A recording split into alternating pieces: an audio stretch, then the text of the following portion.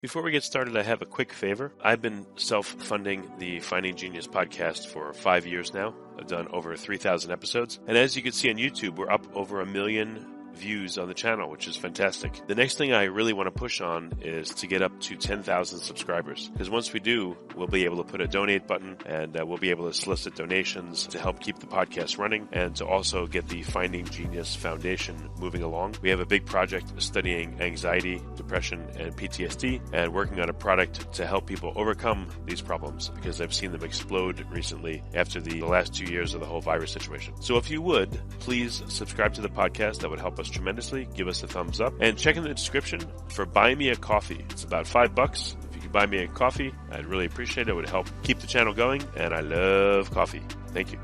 Forget frequently asked questions. Common sense, common knowledge, or Google. How about advice from a real genius? 95% of people in any profession are good enough to be qualified and licensed. 5% go above and beyond. They become very good at what they do, but only 0.1% are real geniuses. Richard Jacobs has made it his life's mission to find them for you. He hunts down and interviews geniuses in every field: sleep science, cancer, stem cells, ketogenic diets, and more. Here come the geniuses. This is the Finding Genius Podcast with Richard Jacobs. Hello, this is Richard Jacobs with the Finding Genius Podcast. I have a really great guest today, Professor Brian J. Ford. He's a professor, an author, scientist. He was a research scientist who launched major science programs for the BBC. He has multiple books out there that have pioneered new approaches in bringing science to the public and making it understandable. He's been in the science world for, 50, 60 years. Great intellect, great person to speak to. We're going to talk about a very interesting subject today. Van Leeuwenhoek, I guess the creator of first microscopes, some of his original microscopes have reappeared and are at auction, it looks like at Christie's. And Brian has an inside scoop on, I guess, the provenance of the microscopes. So welcome, Brian. Thank you for coming. It's very nice to be back and good to be with you again. Yeah. Well, tell me, how did the Van Leeuwenhoek microscopes first come across your radar, and what's the recent development with them? Oh, the first time they came across my radar was when I was in school. My teacher was a man called A.G. Lowndes, frankly, he was a rather uncouth character, but he was at the Marine Biological Research Station in Plymouth in England in the south. And he came to my school, the King's School, Peterborough, which had been founded by Henry VIII, incidentally. And he came for a year. And he said to my father that he wanted to give me tuition on a Thursday evening in science. And he was great. He was inspirational. He taught me more than any of the regular school classes I'd ever had. And bless his heart, one day he said to me, of course, the chap who started all the study of cells and microbiology was a Dutchman called Van Leeuwenhoek. And I'd never heard the name before. And I said, tell me about him. So he sat back in his chair and he said in his knowledgeable way, well, Leeuwenhoek was a draper and a town of, and he told me the whole story about the man. And he said, and he made little single lens microscopes. And I said, really? Yes. I said, well, the microscopes we have in school are all big and have lots of lenses. He said, no, Leeuwenhoek, he just had them with just one lens. And it was a tiny lens, but gave tremendous magnification. You could see bacteria. And I said, wow, gosh, where are the microscopes now? And he said, well, there aren't very many, just half a dozen or so known. And I said, oh, all the rest have got lost. And he said, yes, the Royal Society had some and they lost theirs and all the others have disappeared. Yeah. And I said, well, that's a shame. And he looked at me, leant forward, and he said very intensely, when you're a grown scientist, you should go and find some. And I chuckled and I thought no more about it. But that's when I first came across Leeuwenhoek and the idea of one day coming across his famous microscopes. That was very prescient of the professor to say it to you. That's very interesting. So what happened? Down that way. Yeah, if you fast forward to when you first encountered one of the microscopes, what's the story behind that? Well, I went to see the microscopes back in the 1980s, 40 years ago. I went to see the microscopes that they had in Belgium, in Germany, and in the Netherlands. But the first time that I actually came across one was in 2009, when a microscope was brought in to Sotheby's. I mean, I should backtrack perhaps a little bit and say that although I didn't expect ever to find microscopes, it's not the kind of thing that you can sort of, aim to go and find, is it really? You can't really adopt that as a serious kind of an ambition. But always being interested in Leeuwenhoek, I went to the Royal Society in 1981, where I'd often been before. I'd known all the presidents of the Royal Society since the 1960s. And the president then was Sir Andrew Huxley, of the famous Huxley family. And we spoke on several occasions about my work. And one day it was suggested that I should go and have a look at the letters of Leeuwenhoek that still existed, safely filed in the archives of the Royal Society. So I was taken down to their big strong room down in the basement by Norman Robinson, their librarian. And he brought out these enormous bound books with Leeuwenhoek's original letters. And I said, wow, hasn't anybody else studied these? And he said, well, the Dutch have. They're translating them, but they just had photographic copies of the letters. They've not actually looked at the original letters themselves. So have a look. And I said before, you never know, you might find something microscopical lurking amongst the letters, pollen grains or a hair from his wig or something. Anyway, I picked up the second letter, dated from June 1674, and the last page, as I was turning it, was heavy. On the back was a little white envelope, about the size of a small postcard, no writing on it. So therefore, it would have been of no interest to anybody making photographic copies, would it? So I opened the flap of this envelope, and inside there were 4 little packets of specimens. I couldn't believe my eye. One of them said, for example, sections of cork. Another one said sections of pith from an elder tree. Another one said white from the inside of a quill pen feather. I couldn't believe it. And as I held my breath and cautiously opened these little tiny packets, there was section that Leeuwenhoek had prepared in 1674. He had sent them to London, and they'd been there in store, attached to the envelope at the back of this letter ever since. And I was the first person to have the chance to investigate them. That's really cool. So, that's amazing. Well, Andrew Huxley was very keen I should look at them. And the Royal Society said, it's very important that we get as much information from these as we can. So I said, well, I propose to take small samples of them back to the university in Cardiff and also go over to the Netherlands and see what we can find out about them. So I took small sections, I took small samples from these packets, and I took them down to Cardiff. And the first thing I did was to look at them under the scanning electron microscope. And the way in which those sections have been cut, modern scientists study tissue sections, don't they? And those sections were cut just as well as sections would be cut today. They were incredibly thin. They were absolutely exquisite. What do you think he used to prepare them? Is there any idea? Yes, he used a shaving razor. And of course, if you use a shaving razor, what are you going to have traces of on your razor? Blood cells. When you shave, you always slightly cut yourself, don't you? And on this section, I found occasional examples of Leeuwenhoek's original blood cells, left there since 1674. Yeah, that's amazing. Okay. So I then took small samples and flew over to the Netherlands because at the University of Utrecht, they've got the most powerful microscope that is ascribed to Leeuwenhoek. Magnifies almost 300 times. And I thought, what can we actually see through this microscope? So in 1981, for the first time ever, someone other than Leeuwenhoek could look through a lens of his microscope at a section he had cut. And I was looking at the same view that he had had 300 years earlier. And I then designed a small bracket that could hold my Olympus camera with the little microscope in front of it and focus it on slides. And I took the very first ever color photographs of Leeuwenhoek's specimens through Leeuwenhoek's lens. And that was utterly breathtaking. And then when I'd done that, I made a finger prick of my own blood. The way you do that is to take a little microscope slide and break it with your fingers. You pick up one of the sharpest little fragments and stab the back of your finger. Doesn't hurt. And out comes a big blob of blood. And I made a blood smear and I put it under the microscope and I could see my blood cell through his lens, and I could even see inside the white cells details of the nucleus. And the view was utterly breathtaking. The picture has been reproduced and stolen by people right, left and center, put on their website. It's a very famous picture now. But to actually be the first person ever to look at his specimens through his microscope was the most extraordinary time of my entire life. Yeah, that's amazing. Did you compare them to, what were the first images? I guess they were hand-drawn by Leeuwenhoek? Or? Well, that's interesting because he wasn't a very good drawer. He could sort of sketch, but he said on a number of occasions that he, instead of drawing the specimen, he would put, pond water with some microbes in a little tiny tube in front of one of his little microscopes, and he would then give it to a limner, a kind of, the artistic equivalent of a shorthand typist, a limner who would look through and do the drawings. And so they were mostly done by professional artists. And he said in his letters on more than one occasion that these people would say, wow, look at that. And he would say to them, I'm not paying you to sit and call, I'm paying you to do the drawing, get on with the work. So most of the drawings that we have, which people often say are Leeuwenhoek's drawings of sections of wood and sperm and blood cells and things like that, most of them aren't his drawings. They're drawings of his specimens, but usually done by professional artists that he engaged to come and do the drawings for him. Yeah, it's amazing. Wow. From what you saw in the images that you had created, how similar were they to the initial drawings?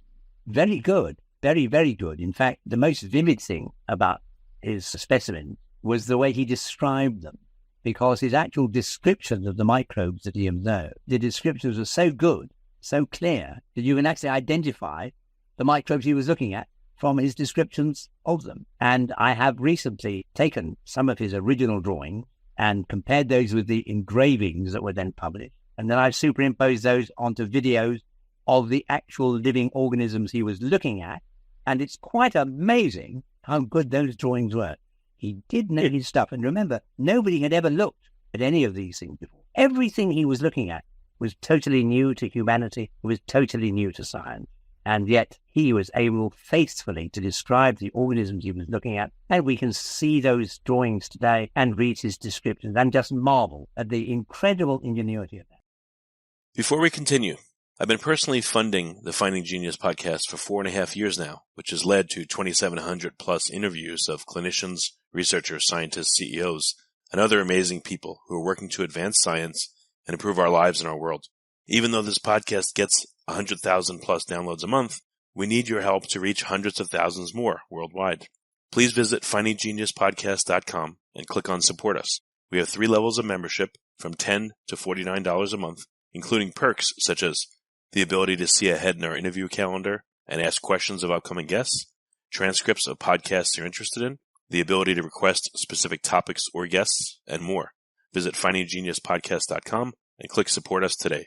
Now back to the show. Was there anything new that was noticed now in the modern, the modern photographs of the slides? They were in color. Yes. Anything new that came up?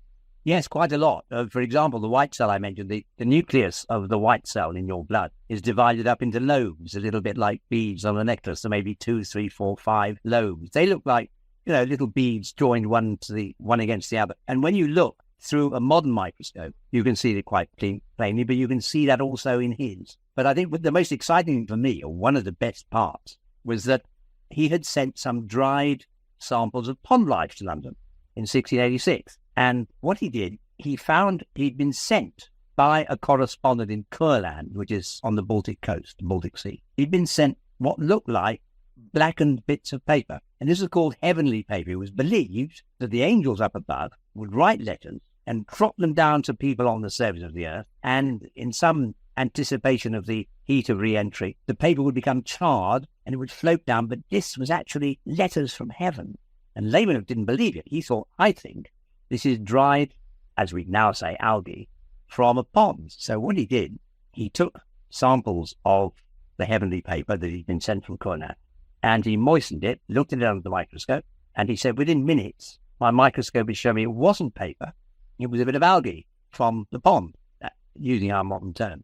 So he then went to a pond and also to an earthenware jar that he had in his house where there were little clumps of algae growing. And he pulled the algae out and dried them on blotting paper in front of a stove. And he created himself his own experimental version of heavenly paper. So he'd used the microscope to show that the original sample of heavenly paper wasn't paper. And then he went to ponds and to this water in a jar. He took out bits of algae from that, dried it in front of the stove to make his own heavenly paper. So he carried out an experiment to prove that his observation was correct. Now, that's the kind of way of thinking that a top scientist of today would do his work. And he was doing that in the 1680s. That's pretty neat, isn't it? Yeah. How was he received by other scientists? Was he laughed at, or, when did he show his slides and his images to, or the drawings to other people, and what was their reaction? Well, that's a great question, because he always said that he didn't give a hoot for what people thought. He said, I'm not interested in impressing people. In fact, when people came to call to his house, dukes and princes would come to see him. And if he didn't feel like it, he'd tell them to go away. He said, no, I'm busy this afternoon. He'd say to his daughter Maria, who looked after him, tell them I'm not interested. They can just go away. He wasn't a social climber in any way at all. Although he did, his family name was Leeuwenhoek, but he decided to call himself Van Leeuwenhoek. Like von in German, as a slightly upper-class name. He gave himself the Van Leeuwenhoek name in 1686 when he thought he was sufficiently important to warrant it. But he was visited by many people. He was visited by kings and by queens, and he was visited by Peter the Great of Russia. Peter the Great came to Delft so that his people could learn how you do boat building. And he knew of Leeuwenhoek and his work, and he said, "Can I come and visit you?" And then he sent a message to say, "Actually, there may be so many crowds in the street if they see me, you better come and visit me." But everybody knew of him. He was very famous. He was almost slightly rock star-ish in his time. He was very well thought of. When his observations first came to London, they did tend to doubt him, the members of the Royal Society that he wrote to. So, of course, they repeated his experiments, and lo and behold, there were the microbes he was looking at. So, no, he was never ridiculed in his life. A lot of scientists were, but he was always accepted. And he lived in his house in Delft quite independently. He never lectured. He never wanted to visit a university. He never had any students. He was entirely independent. And he kept saying, "I know the truth. I'm making discoveries and getting drawings and descriptions of them done, and that is my life's work. And I'm not remotely interested in whether anybody else thinks I'm right or wrong. I'm just recording the truth, and if they don't like it, they can lump it." He was very single-minded, devoted microscopist, and the most incredible man. So what were Van Leeuwenhoek's observations, if you remember any of them? Was he shocked by what he saw? What was his thoughts on what he was seeing? Oh, that's, I suppose, in a way, the most honest aspect of him. Every time he saw anything, he recorded his feelings. His writing was always very personal. He would write and describe his state of health, or the weather, or what he had for his meal. His letters were not scholarly, they were more vernacular. But perhaps the best answer to your question is when he first looked at microbes. What happened was that he was going across a lake called Berkelse Meer in the Netherlands in a boat, and he saw these little clumps of algae floating in the water. And he said to the locals, "What's that?" And they said, "Oh, it's honeydew. Comes from the heavens above." And he thought, "I don't believe that." So he took some back to his home and had a look at it under the microscope. And for the first time in human history, he saw pond microbes. And he wrote and said, "I could see these incredible little creatures darting hither and thither, some of them twisting and turning and swimming upwards and downwards. And it was the most amazing sight I could possibly imagine. And I just sat there for hours looking at it in astonishment." That was the way in which he recorded his words, his thoughts. He really was open to telling people how amazed he was at what he could see. When he discovered sperm, for example, and he didn't obtain sperm through masturbation or anything like that. He said the sperm was after one's marital relationships in the normal way. But he looked at sperm under the microscope and did perfect little studies of sperm, the engravings that have been published. He must have set them up with the microscope wonderfully, wonderfully well. But of course, the question is, where did he get his microscopes from? And that's an interesting problem, which I solved some decades ago. Actually, how did he know that he would see things? So, right, what was the inception of this idea? The microscopes, I guess, must have come first? Well, about 1666, he came to London on a trading expedition. And at that time, the book everybody was talking about was a book by one of the first scientists ever, Robert Hooke, who was the secretary to the newly formed Royal Society in London. And Robert Hooke had written this magnificent book called Micrographia, or, what life is like through the microscope. And he had things like, for example, drawings of fleas and a louse in pull-out plates that are a couple of feet long. And he had lurid drawings of a nettle with all these spines showing underneath the leaf, and the compound eyes of flies and things like that. And Leeuwenhoek, because he clearly was a man interested in that kind of thing, would certainly have been shown that book when he came to London. Because, and this is where it gets really interesting, Robert Hooke actually described the design of microscope that Leeuwenhoek was eventually to make. Robert Hooke said that Robert Hooke had one of the microscopes you'd recognize, an old-fashioned 17th century microscope with a big, thick tube covered with embossed leather and a lens at the top and the bottom, magnificent little golden thing.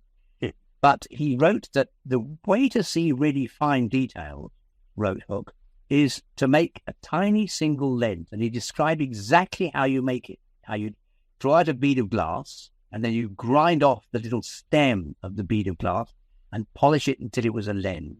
And then, wrote Hooke, you would mount this lens in a plate of metal like gold or silver and perforate a little hole in it and mount the lens in the hole.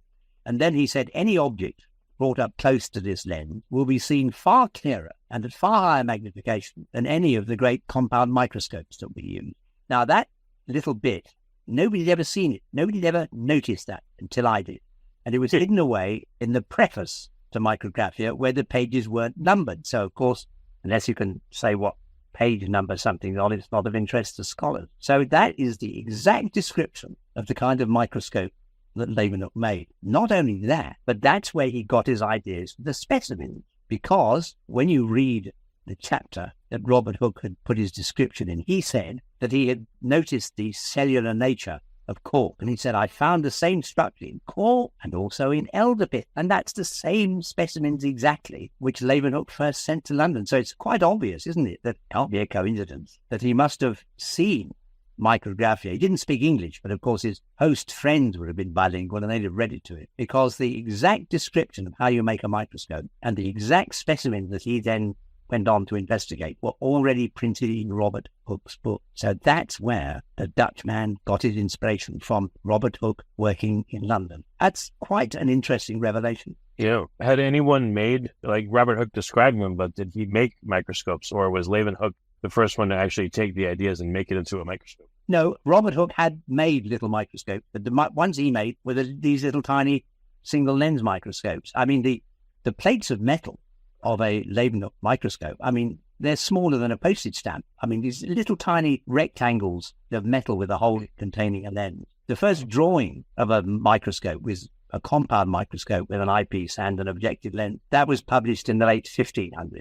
In the Netherlands. And Robert Hooke's microscopes were made for him in London by an instrument maker called Christopher Koch. And Christopher Koch made instruments for many people. And of course, the instrument that he wanted on his desk was this grandiose leather-covered, gold-embossed instrument that looked really exciting and impressive. You know, it was a kind of a status symbol, really, more than anything else. But I, again, was the first to point out, and nobody's realized this, it's so elementary, really. Now, if you look at Robert Hooke's engraving of the flea or the love, they're incredible pictures, wonderfully detailed. And you can see every hair and every pore and every little tiny vignette of the structure. Well, if you look through a Robert Hooke microscope, the kind that Christopher Koch made, you can't see those details. They're just not visible. I've taken pictures through microscopes of that vintage, and the images are just too blurry to see those fine hairs. The only way you can see them is with a little tiny lens held up really close. So in fact, we know that Robert Hooke must have made these single lens microscopes in order to fill in the tiny details, the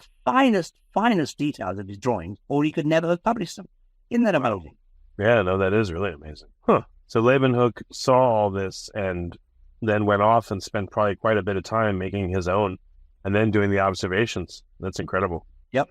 When he died, he left 247 microscopes behind him. Wow. And he was written about by a couple of Dutchmen. But it was really in 1932 that this great British microbiologist called Clifford Dobell decided to write about Leeuwenhoek. He read up about him and he wrote this great big book. It must be 2.5 inches thick, huge book, a beautiful, loving book. It's a masterful work. And in it, he described everything about Leeuwenhoek and described how he made his microscopes, all that kind of stuff. It's a really superb book. Anybody with an idle moment who can get hold of a copy of Clifford Dobell's book. It's called Antonie van Leeuwenhoek and His Little Animals, published in 1932, but it's been in paperback since. It's a wonderful, wonderful description of this man's work.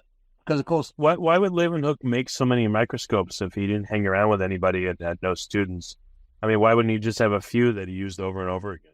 Many people have asked that, and there is actually a reason. He spent so much time preparing his specimen, and people have often thought that in those days the way they prepared specimens was really very crude. But as I mentioned, with the sections he cut, they were extremely fine. And when he set up something like, say, a mosquito held on the little point of a pin with a little spot of wax so he could study it, or the head of a fly so you could see the compound eyes and show it to other people. Once he'd done that, he didn't want to dislodge it. He would sort of set the microscope aside with his specimen on, and for the next specimen, he'd make another microscope. So when he died, he left 247 completed microscopes, and he tended to leave a given specimen on the microscope he'd made for it so that he could show other people or come back and study it later. When Dobell wrote his book, he described the microscope, and he also didn't give any hint that any more would ever be found. It was always assumed that the microscopes had all been listed and all been found. But what he didn't know is that there were some of his microscopes still in existence, and the story behind many of them is really quite odd. The first one I came across was in 2009, when I had a phone call from Christie's to say they had a Leeuwenhoek microscope going on sale. And of course, since nobody expected there to be new microscopes, this was really quite astonishing. So I went and had a look at it. And this actually was a microscope made of silver, and it had been owned by a famous Victorian zoologist called Robert Maitland. And in 1978, he had died, and his bits and bobs were still in Leiden, in the Netherlands. And a very clever chap noticed it was there, a chap called Willemse, J.J. Willemse. And he realized that in this little box of oddments was a Leeuwenhoek microscope. So he said to the boss, who was going to retire, what about that box of oddments? Are they any good to anybody? And the boss said, no, not really. Why did you want them? And so Maitland said, well, yes, if I could buy them, it'd be great. And so the boss said, well, how about 10 guilders? And he said, yeah, okay. So Willemse paid 10 guilders, about $5, and he became the owner of this little box of oddments. And a little later, said, in all of these strange little bits, I have found a Leeuwenhoek microscope. And he was the one person to be known to be the private owner of a genuine Leeuwenhoek microscope. And in 2009, he decided he would sell it. So he took it to Christie's, and it went under the hammer. And the person who bought it paid for this little tiny silver object about the size of a small postage stamp, $500,000. Wow. Wait a minute. So the microscope body itself, I mean, you talked about the slide, but the microscope body, how big is that? Or is the whole contraption tiny itself? Well, it's basically speaking, a little square of metal, just, half an inch along the side or a little more, a rectangular piece of metal, two pieces riveted together with a lens in between them. And then in front of it, there's a couple of little screws with which Leeuwenhoek could mount his specimens on a pin and focus the specimens by focusing on one of the screws. They were really terrible. I mean, it fitted as the palm of your hand. Drop it in your pocket, you wouldn't know you had it there. But it's quite extraordinary. I was at the sale. In fact, in those days, cell phones were pretty primitive, so it's only a VGA resolution film. But I videoed the sale. It's the only record of the sale that exists. And the microscope was bought by a man called Rick Watson, who was a book dealer who was acting as an agent. So I said to him afterwards, who actually has bought this? And he said, well, I can't tell you, but it is a European biosciences firm, and they have bought the microscope. They're going to put it on public display or give it to a museum or something. So don't worry, it's in safe hands. And I said, all right. So I would email him from time to time, and each time he came back and said, well, I've spoken to them, but they still don't want me to say who's bought it. And since that day, it has disappeared, Richard. It is just lost to scholarship. Rick Watson is forbidden from telling me where it's gone. Nobody else has any idea where it might be. And so this really important little microscope is just that. And I thought that was the end of it until 2015, when I had a phone call from Christie's. And they said, I wonder whether you'd like to go in and have a look. There is a Leeuwenhoek microscope, we think, and we wonder whether you could, it's your opinion. So I hopped on the train, and I went to London, and I went to see Mr. James Hislop, who's their head of science and natural history, and into my hand, he placed a Leeuwenhoek microscope. I had a quick look at it with my little pocket magnifying glass, and I could ascertain that, yes, this has all the hallmarks of being made by Leeuwenhoek. So I said, where did it come from? And he told me the story. He said, well, it's the property of a silver dealer in London who has cancer and wants to pay for exotic treatment for his cancer. And he wants to sell the microscope if it's genuine. And I said, well, I think it's genuine. So where's it been all this time? And he told me, this is hard to believe, he told me that he was a silver dealer, and so he had some little oddments of silver that the kids used to play with their doll's house. And there was symbols, and they'd made little model chairs, tables, all that kind of stuff. But in amongst all this silver junk in this little box, a bit like Maitland's microscope, which Willemse bought, inside this box of junk was a Leeuwenhoek microscope. And it had been recognized and taken into Christie's, and it was genuine. And I thought to myself, well, this is going to sell for a huge sum of money. But in fact, it never went to auction. It was bought privately by a Dutch collector called Bert de Genard. He was a great antique dealer and an antique motor car enthusiast. And he bought it for a few $1,000 far less than its auction price. Yeah. And meanwhile, the chap who'd owned it, the silver merchant, passed away because of his illness. So that little microscope went to the Netherlands and is currently on display in a museum in Leiden. Now, I'd never expected, after the saga of the Maitland microscope being sold for $500,000, I thought, well, what's the chances of another microscope coming to light? 6 months later, in 2015, I had a shock of my life, because there on eBay was somebody advertising a bunch of oddments that they dug out of the mud from the bottom of canals in Delft, which is where Leeuwenhoek lived. What had happened was that the Delft authorities were dredging the canals, clearing out the canal, and they dumped all the mud in landfill, because an awful lot of Holland is reclaimed land. It's such a low country that there's been a lot of land reclamation. So the metal detectorists were going out over this freshly dumped mud to see what they might find. And people were saying to me online, doesn't that look a bit like a Leeuwenhoek microscope? And it was being auctioned. I think the starting price was $99. So I immediately put in a bid, and nobody responded. And suddenly it said that the auction was terminated, which struck me as very odd. And later that day, I had an email from a man in Spain called Thomas Camacho, who is an expert on microscopes, and he and his wife have a great collection of antique instruments. Now, he'd been in touch with me some years before about my giving a lecture in Spain, and he came back and said, hear from me again. You might remember last time we were in contact. He said, I am the reason that the eBay auction was halted. So I said, how come?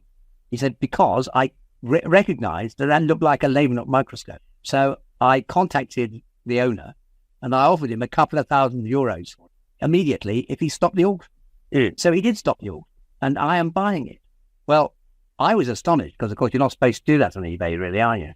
Yeah. So a few days later, I had a plaintive message from Thomas, and he said he won't send me the microscope.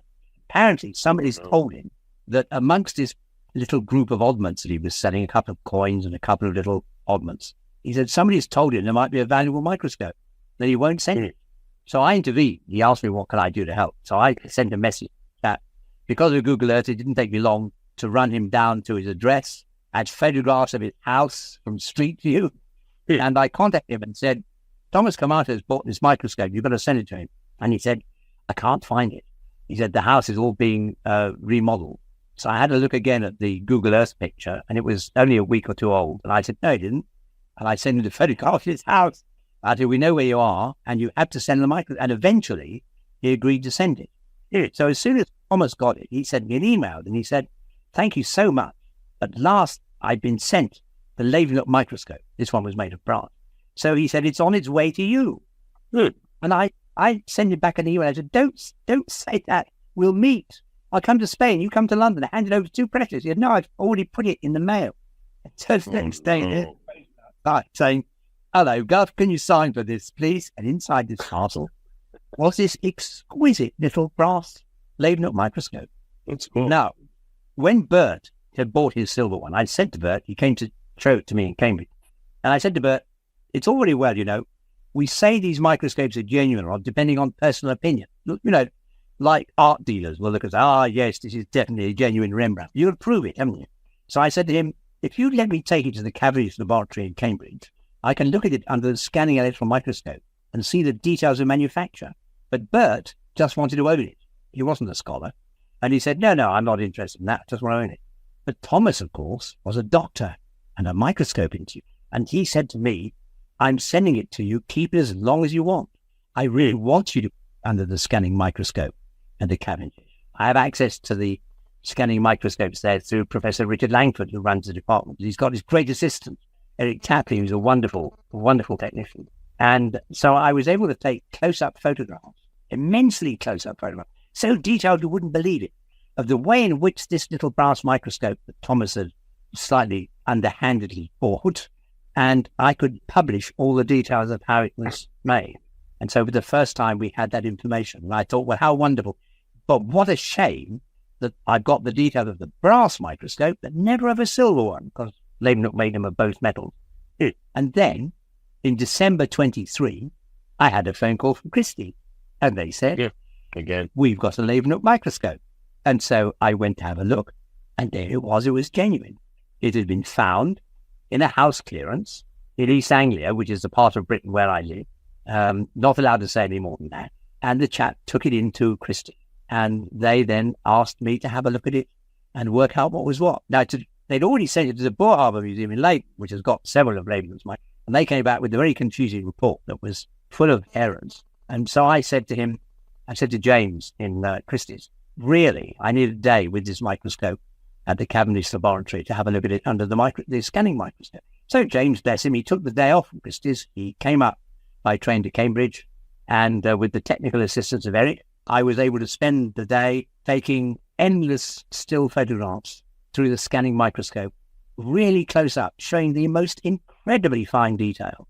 And from fitting those pictures together to get an image of the microscope. The image is about, it must be 5 feet long, the image, but it shows every tiny detail of the way in which that microscope is. After all my things, slide of a microscope, like you said, and put it under a higher power microscope to see the tool marks. And okay, yes, exactly. That's the wacky thing, you see. It is that for the first time in history, a microscope was put under a microscope, and so this microscope in the 1600s was put under the latest scanning electron microscope, and I could see details that nobody in the world had ever seen. So yes, I can now tell you what a Leeuwenhoek microscope is all about. That's really quite amazing. I mentioned the Boer Harbour Museum. Thomas actually took his little Bass microscope to them, and they said, no, it's a replica, it's just a copy. Not a genuine one at all. It's exactly like one of ours, but it must just be a fake. And it was only the scanning microscope that showed to me, no, it wasn't a fake. The way that the threads were made and the way that the microscope was put together were handmade signs from the 1600s. It wasn't a turned thread like the replicas. It was a handmade thread. I mean, it was such an adventure. So, I mean, just imagine, really, go back to when I was in school, and there's A.G. Lowndes saying to me, one day you might find Leeuwenhoek microscopes. There is me, having read Dobell's book, thinking, there aren't any. Everybody knows that. You know, there are 247 made. They've all been lost. They're net. There's a couple of microscopes in museums, but otherwise that's it. There are 9 microscopes known. The rest have been lost. And then suddenly Maitland's turns up in the auction. And then within the space of 6 months, along comes Bert's microscope and Thomas's microscope. And then at the end of 2023, along comes another one, which is just found in a dusty drawer. I really can't really believe it. It's utterly astonishing. Well, you said that a lot of the specimens, he would leave it in the microscope, so it was a one-time use, I guess. So of the microscopes that have been found, how many have a specimen in them still versus not? None. Oh. The specimens were very delicate, and unless you held them with exquisite care, the specimens would be lost. So no, there weren't any specimens. But of course, I'd already found his sections in the Royal Society. And when I looked through the rest of all the letters, I went through every page of every letter, and he must have sent hundreds, I think 300 or so letters, many of them several pages long. But in the end, I actually found 9 specimen packets in amongst his letters. So at that time, there were 9 known microscopes and 9 specimen packets. It was a rather nice balance, except, I hate to say it, but some of the microscopes that are accepted as being of Leeuwenhoek are, I'm certain, fakes. It's always been regarded as genuine Leeuwenhoek microscopes, but now that I had this new method of approach, I've been able to reconsider some of them, and I think I can prove that 2 or 3, possibly 4, are actual fake. So, in fact, although some new ones have been discovered, I think some of the old ones are going to have to be discarded. Have you interviewed any of the people that have found these things, and has anyone asked what they thought it was? No. Because that may give a clue as to where they've been lost. If people mistake it commonly for something, maybe that would give you a clue. Well, the Maitland microscope, of course, they knew perfectly well what that one was. The silver microscope that Bert had, that was just, I mean, what often happened is that people have seen reports of my work and realized that they had a microscope. There was one in 1981, for example, after I discovered the specimen. There were lots of articles about my work in the Dutch newspapers, including photographs of a Leeuwenhoek microscope. And one Dutch resident realized that they had one of these little microscopes in the house. So they dug it out and took it to the Boer Harbour Museum in 1982. And the Boer Harbour Museum said, yes, this is definitely a Leeuwenhoek microscope. Thank you very much. Goodbye. And they didn't intimate to them that it was potentially worth, well, $500,000 if the Maitland microscope is anything to go by. And so what the Boerhaave did, they locked it away in a cupboard for 20 years and didn't say anything to anyone. Ugh. And they made no actual announcement. They just published the description of this new Leeuwenhoek microscope in a very obscure journal in Dutch, journal called Gavinia, which stopped publication a few months later. They just shut down. So hardly anybody knew about it. And I said to some of my Dutch colleagues, you'd think if somebody just brought in a Leeuwenhoek microscope, you'd think that there would be banners and champagne and trumpets and press announcements and television, flashing cameras everywhere. Yeah. And so my friend said, they said, just look at the law in Holland. And I said, how do you mean? Well, they said, if you own something in bad faith, in other words, if it's stolen property or something, if you own something in bad faith in the Netherlands, then if you hold it for 20 years, then in law, it becomes your property. Yeah. And so they said, I wouldn't mind betting that the reason that the Boerhaave locked it away for 20 was to make quite sure that at the end of that time, they could say that they were the owners. In fact, some years ago, I wrote to a chap called Cockett, who works at the Boerhaave. He's one of their curators. And I said to him, that microscope from 1982, where did it come from? And he came back and he said, I'll have to check and let you know. He said afterwards, we don't have any record of actually where it came from. I can't tell you the name of the person who gave it to us. And I said, come on, you're a museum. Everything in museum has all the provenance carefully written down to the tiniest detail. Right. So I sneaky feeling that somewhere in the Netherlands is a family who actually own an extremely valuable microscope, but were never told by the authorities. And the authorities, having held it for 20 years, can now, without question, say, have any of the microscopes been found with the plate that held the specimen? The specimen has been degraded? Or have some of them been found without a plate? No, in each case, the lenses were held between the two plates, and the specimen would be held on a little pin that was mounted on a tiny little stage, a little block of metal, just up against the lens. And the specimen pin is there in every case. But unfortunately, none of the specimen pins have any traces of the original specimen. But that didn't matter, because after all, at the Royal Society, I'd found 9 specimen packets. So we knew exactly how he made his specimen, and they were of the most high quality. I mean... But there's literally no trace, even under high magnification, of any specimen on them. No. I looked at the specimen pins under all of them, under the scanning microscope, and no, there isn't anything there. But his specimens alone were they anticipated modern science. I mean, one of the ways in which we study the structure of things in modern microscopy is to make serial sections. It's a bit like a CT scan. You know, you cut a section, another section, and another, right the way through from one end of a specimen to the other. And that seems really pretty modern. But Leeuwenhoek did that back in the 1600s. He studied cotton seed, and he dissected the seeds open and showed under his microscope that inside each seed was a perfect miniature cotton plant. But then one of the seeds, he cut serial sections. It's only a tiny seed. And he cut it into 32 slices from one end to the other so that you could see what the structure was inside. That's a very modern thing to do. And he's the one who invented the technique, serial section. So next time you go and do the CT scan and you see all these sections of your body, you can think, well, Leeuwenhoek was the first person to do that back in the 1600s. Yeah, that's amazing.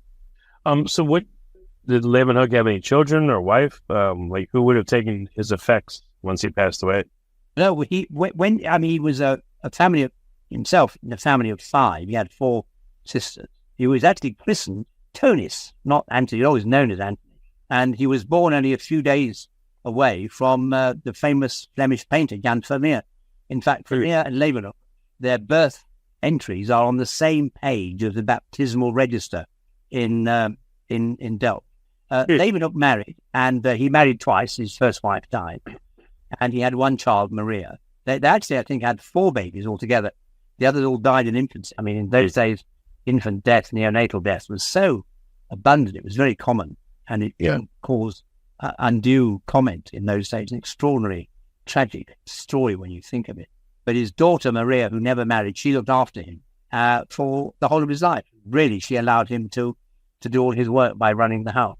In fact, after he died, she sent a little box of silver microscopes to the Royal Society as a gift. They had them for 100 years. And then in the 1800s, a rather unscrupulous surgeon called Everard Home asked if he could borrow them because he knew that Leeuwenhoek's lenses were still the best in the world, even in the 1800s. And so he took them all to his flat in the Chelsea Hospital in London, and they were never seen again. In fact, there's a great American scientist, now sadly dead, Derek de Price, whom I knew quite well. Derek was an extraordinary scientist, and he actually, I think, solved the mystery. He said, well, Home was a plagiarist, copying other people's work. And people kept saying to him, you've got all these documents and these microscopes, you really ought to give them back now. And the authorities were getting hot on his tail. So what he did was to set fire to all the documents. And in the process, he set fire to his apartment, and the whole thing burnt down. And Derek said, remember, he said, the microscopes were made of silver. So very likely they melted away and were destroyed when the fire destroyed Everard Owen's apartment. And that may well be what happened to those. How do people know there was that specific amount, 247, I believe you said? Well, after he died, a number of the Dutch scholars, there was a big auction of his microscope, and a number of the Dutch scholars documented in detail an inventory of everything that he actually owned and which was put up for sale. Yeah. And there were, I think, about 250 lenses that he'd made, which hadn't been yet mounted into little plates, but a total of 247 completed microscopes. So you can see why Dobell assumed that no more would ever come to light. And the fact that 4 would come to light in my lifetime, and that 3 of them would be ones I was personally involved with, and that the 4th had come to light only because of newspaper reports about my research, I could never have imagined anything like that, Richard. I mean, the most extraordinary story. It really is the most amazing series of events of my scientific life. I can say that without fear. Yeah, no, that's really, really cool. How many actually are around that can be seen that are either, not in private collection in museums or, accessible to the public? Well, there were altogether 9. Then, of course, the 10th one came along. That was the one that was produced after they'd read reports of my research in the Dutch papers, the one that Boerhaave had. That made 10. And then the Maitland microscope, when that was sold, that would be added to the number, and that one has disappeared. And then, of course, you had Bert's little silver microscope that is now in his private collection, which he wasn't interested in having investigated any further by me. Then you got Thomas's microscope, the little brass one. That one is now regarded by the Spanish authorities as an item of national importance, and is going to have a room of its own in their big science museum up in the north of Spain. So that microscope is going to have a very permanent visible home. Now you've got this one found in East Anglia, which has just been sold and was bought by somebody in California. So I immediately, of course, wrote to my chums in California who are the microscopists, and they all say, well, we don't know who it is. Yes. But of course, there's a lot of billionaires up in Silicon Valley who like collecting stuff, and who don't want to take it because they make themselves a target if they did.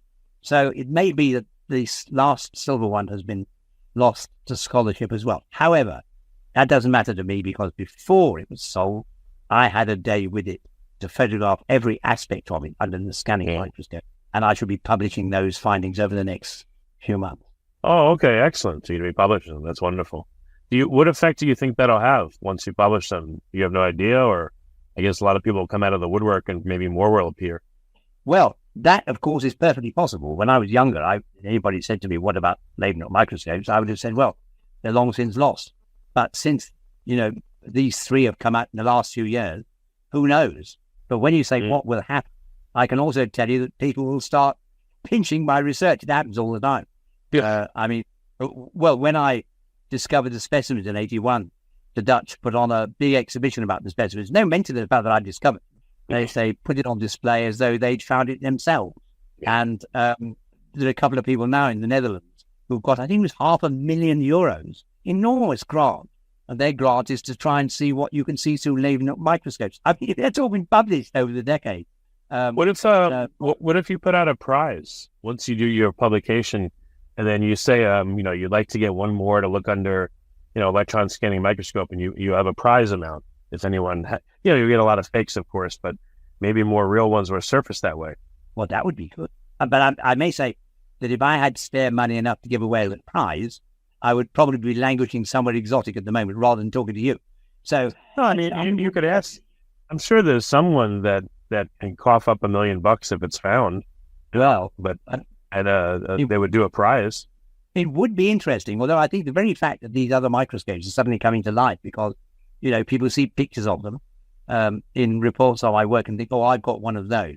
And the fact that they are worth a lot, although the one that sold in December didn't make $500,000. It made up 175,000. I mean, then it's an old mathematical question, which is, if one Mona Lisa is worth $50 million, how much are two Mona Lisas worth? If the answer is not 100, it means that if there's two, then the first one isn't as valuable as he thought. And there is a story, I don't know if it's true. There's a tale of an American stamp collector who went to an auction in New York, I think in the 30s, and he had a unique stamp in his collection, and a second one had been found. So he went to New York, and he bought this second stamp, and in front of everybody, he then took out his cigarette lighter and set fire to it. So it was destroyed. And everybody said, what are you doing? That's a priceless thing. He said, no, my stamp is priceless. If there are two, it makes mine less valuable. Right. And the fact that the second silver microscope sold for 175,000 rather than costing nearly $500,000 does suggest that as more microscopes come to light, each successive microscope is less valuable than the one before. He probably wasn't that organized, but were they numbered? Can anyone tell which ones are made first and which ones are made later? Like, he probably made refinements to the design, is my guess. So can anyone tell? What an interesting question.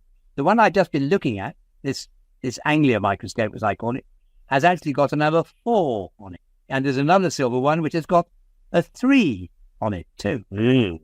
I know the Boerhaave experts looked at it and said, it's been stamped with the figure 4. No, under the scanning microscope, it hasn't been stamped. It was scratched with a pointed needle. But we've got 2 microscopes numbered 3 and 4. So yes, your question is more to the point than you might think. A couple of them have been numbered, and who knows what might come up in the future. Well, what about the other ones that are in museums that are publicly at least somewhat acceptable? What if you told whatever museum, hey, I've got one with an etching of 4 and another of 3. Would you mind looking and seeing what yours has? Maybe they. Oh no, we all know what they look like. No, we've got photographs of all of them, and none of the others are numbered. Although several of them, the silver ones, they are actually stamped as being made of silver, and the date of the stamp is known. So once they've been stamped in that way, then of course their authenticity is assured for all time, because silver as a precious metal always does tend to have a stamp, and the stamp can usually be related to the area in which it was made.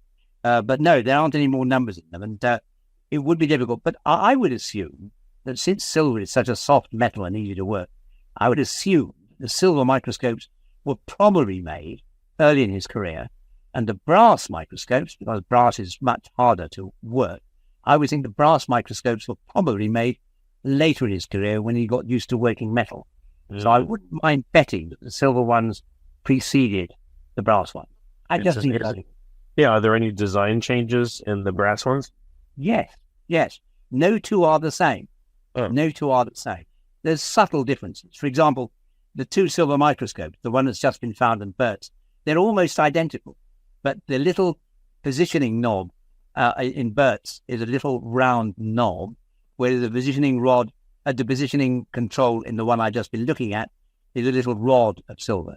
So you get tiny differences like that. I mean, the one that Camacho has, Thomas Camacho in Spain, it's a rectangle but with a rounded base, whereas its near twin in the Boerhaave Museum is rectangular but with a square base. So you can see the ideas that he had in mind when he was designing them, but the designs are always slightly different. There are no 2 that are absolutely identical. They weren't a sort of production line job. Yeah, that's interesting. Did he use, does it appear that he just used spare bits and parts to make them? Was he like very frugal, or was he, did he have a recipe to make them, you think? Certainly, he certainly worked with the metals himself. I mean, he would refine his metals. You didn't nip to a local store and buy a piece of sheet brass or a piece of sheet metal. He had to actually fashion the metal and beat it out himself, and then create the rivets. And the way he made the screws was interesting. He didn't cut the screws as we would in the modern world with a die. You just have a tough metal die which you'd put a rod of brass in and twist the die, and out the other end would come the brass with a thread on it. Now, he rolled the threads, and you can see under the scanning microscope the fact that he rolled. That's a technique you could do at home without a die. So, people never wondered how on earth did he manage to make screws in the 1600s when screw making machines had not been invented? Well, he rolled. Where you will find rolled threads today is on bicycle spokes. If you have a bicycle wheel and you tighten the spoke up with that little bolt that's up in the rim of the bike, the thread is a rolled thread and not a cut thread. And the way you can tell the difference is, with a rolled thread, there's no loss of metal. The metal is just moved to one side. So with a rolled thread, the diameter of the thread is greater than the diameter of the original rod. Whereas with a cut thread, with a die, you cut metal off. So there, the diameter of the thread is a little bit less than the diameter of the rod. So that's the big difference in a cut thread and a rolled thread. I hope that wasn't too technical, but I know some people would like to know that. Yeah. Have you spoken to machinists or other experts that maybe you can see something that you couldn't? Or is that how you know the difference between the rolled and cut thread? Well, I've spoken to several people who make rolled threads, but of course they all make them with machinery. And I've been trying very hard to find some enthusiast who would show me exactly how you'd make a rolled thread at home. I can work out roughly how you might, but somewhere there is a rolled thread enthusiast. If any of you are listening to this excellent series of podcasts, please let Richard know so he can tell me. I'm so keen to talk to a thread specialist who can enlighten me as to exactly how you would roll I would love to know the details. Do you have to go into the history of how threads were first invented and made? Is there any? There's got to be that. Oh yes, they go way back. The Archimedean screw, thousands of years ago, had a thread. But of course, the early threads were made of wood, and you can make a thread in wood just by sitting down patiently with a hammer and chisel. The question is, how do you make a thread on a little rod of brass that's about as thick as the lead in a pencil? And that's where it gets fun. But of course, they didn't have thread-making machines, and yet they still managed to make thread. And by rolling the thread, you can actually create a thread on a rod, which otherwise you would find impossible to cut. That in itself has always been a bit of a mystery. But like so many other mysteries in the early days of the microscope, they're questions that nobody else seems ever to have asked. Yeah. Interesting. Well, very cool, Brian. When do you anticipate you're going to be publishing information on this, and where? There is actually an article at the moment out online. If anybody wants to search for it, it's published online in Laboratory News. And if you did a search online for Laboratory News and Brian J. Ford and Leeuwenhoek, then I'm perfectly certain that it would come up. I will certainly let you have the link. And if you can put it on your website, then people can click on that link and see it. So that's the first published article about my work on this microscope. There will be a paper shortly in the journal called Microscopy and Analysis. There'll be one later in a journal published in Chicago called the Microscope, where I write a regular column. And it's also going to be in the Royal Microscopical Society magazine as well, published early in 2020. So, and there will be, at least half a dozen papers after that, giving all the details that we found. Excellent. Last question for listeners that are curious about microscopy in general. What are some of the best resources you've ever found where people can see, like amazing pictures under microscopes? Well, there are a great number of sites on YouTube. I had to say that if you want to see some really good ones, and I'm not sure how his site works, but there is a man called Robert Burden, Robert Berdan in Calgary, in Canada. And Robert has taken some superb videos of microbes down the microscope. And if you could find Robert Burden's work online, he is really terrific. But I had to say that I often lecture on microbes and show videos of microbes under the microscope. And the videos I put together in my talks are, I don't want to sound boastful, but they're a lot better than the stuff that you find on YouTube. So really we need to put together some proper programs. I've done a lot of television over the years. My first television program, in fact, was done, God, this is embarrassing, 61 years ago on BBC television. But producers always say to me, we love the stuff you do on TV. And I say, well, I want to do programs about microbes and about the living cell. And they always say the same thing. They say the public don't know about living cells. And if we were to fill in our proposal form and people were to say, what sort of audience reaction are you expecting? The answer would be nil. So I've never managed to have a television producer say to me, let's make a series of programs. And yet my great friend, David Attenborough, did a program not long ago where he was comparing natural history programs in the old days and how they are now. He said, in the old days, we couldn't film anything, but now we can film the tiniest thing, like this little leaf hopper. The leaf hopper he was looking at is composed of about 5 million cells, but you won't find a decent program about the living cell anywhere on television in any nation in the world. You will find programs about cells that are full of CGI imitations of cells and cartoons of cells, computer models of cells, but to see the glorious, voluptuous, moist, sexy, alluring glitteringness of a real living cell, you never see that on TV. It is the one area of natural history that television never shows anybody, and I think they should. I agree. Well, Brian, it's been a really, really great interview. Thank you so much for your past work and your continued work and your intense curiosity about all these things. I appreciate you coming on the podcast. Thank you. Well, it was a great pleasure to come. I mean, you always tell your listeners that you're going to have the greatest geniuses in the world. And of course, today the genius you've had is Leeuwenhoek, the man who discovered microbes and blood cells and sperm cells and who studied the structure of wood and everything else you can think of and gave us the whole realm of microbes on which the modern microscopical world is built. And sadly, he died 300 years ago, so you can't have him live. But at least today, I've been able to tell your devoted listeners a bit about him. So Leeuwenhoek, as your first dead member of your list of contributors, seems to be a very worthy candidate. Excellent. Thank you so much, Brian. My pleasure. Bye-bye. If you like this podcast, please click the link in the description to subscribe and review us on iTunes. You've been listening to the Finding Genius podcast with Richard Jacobs. If you like what you hear, be sure to review and subscribe to the Finding Genius podcast on iTunes or wherever you listen to podcasts. And want to be smarter than everybody else? Become a premium member at findinggeniuspodcast.com. This podcast is for information only. No advice of any kind is being given. Any action you take or don't take as a result of listening is your sole responsibility. Consult professionals when advice is needed.